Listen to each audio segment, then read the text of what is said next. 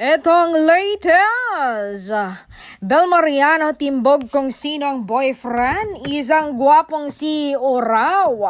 Mapapasana all ka naman talaga kay Bel Mariano. Yan ang hirit ng mga marites nang malaman nila kung sino talaga ang nagmamay-ari ng puso niya.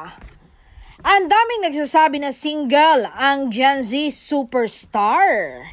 Hindi raw siya type ng ka-love team nito, pero ang bongga, kakapasok lang na chika. Ang totoo pala ay boyfriend niya ang ka-love team na si Donnie. Siya pala ang sinasabi ng isang negosyante na boyfriend ni Bel.